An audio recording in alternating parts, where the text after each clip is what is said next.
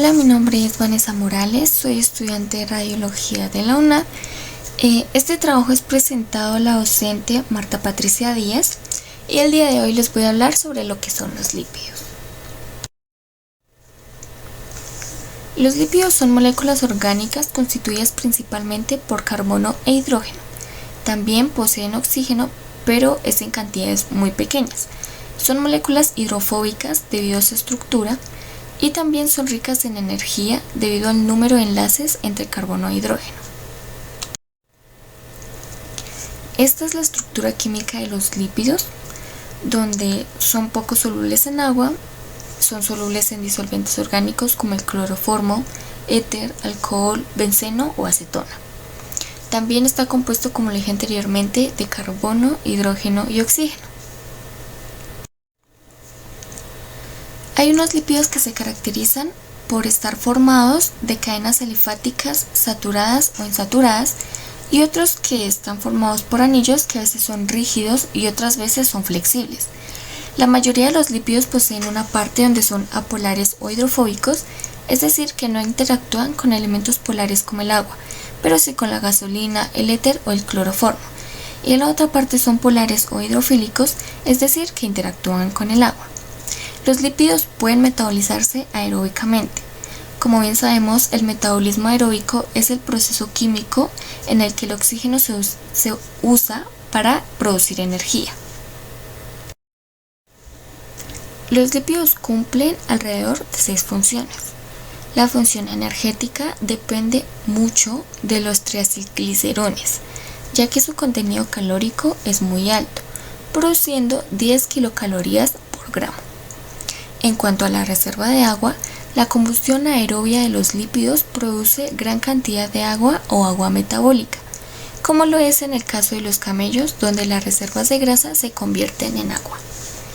La producción de calor. La grasa marrón o grasa parda permite la producción del calor en el caso de los animales al proceso de hibernación.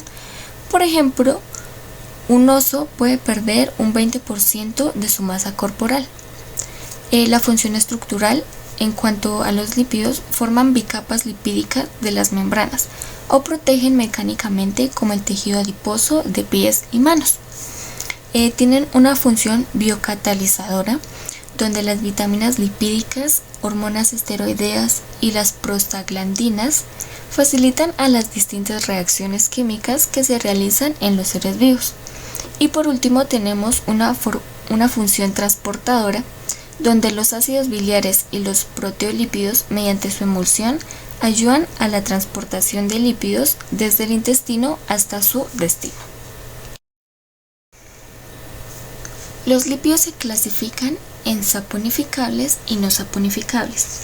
Como sabemos, la saponificación también es conocida como una hidrólisis de éster en medio básico, y es un proceso químico por el cual un cuerpo graso unido a una base y agua forman un jabón o una glicerina. Los lípidos saponificables simples incluyen ácidos grasos, acilglicéridos o grasas, y los séridos, ceras. Y los saponificables compuestos incluyen fosfolípidos y glucolípidos. Los lípidos no saponificables pueden ser los terpenos, los esteroides y los prostaglandinos o prostaglandinas. Los lípidos forman las membranas celulares junto con polisacáridos y proteínas. Almacenan energía que el organismo puede disponer fácilmente si la necesita. El tejido adiposo protege mucho a los seres vivos, por ejemplo del frío, y también funciona como un buen aislante. En el caso de los vegetales, la cera cubre la hoja evitando la pérdida de agua. Por lo tanto, los lípidos tienen una importancia biológica muy considerable. Ya para terminar, los lípidos constituyen algunas vitaminas importantes para el cuerpo, como por ejemplo la vitamina A1, la vitamina K y la vitamina E. Forman hormonas como progesterona, estradiol, testosterona, hidrocortisona, entre otras. Existen enfermedades por almacenamiento de lípidos, tales como enfermedad de Gaucher, que es una deficiencia de la enzima glucocerebrosidasa, donde se obtiene material graso en el vaso los pulmones, el corazón, la médula ósea, el hígado o los riñones.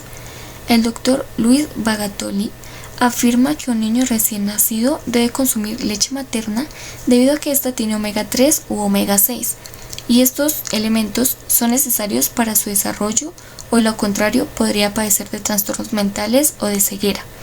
Es decir, los lípidos y el colesterol son muy esenciales para nuestra vida.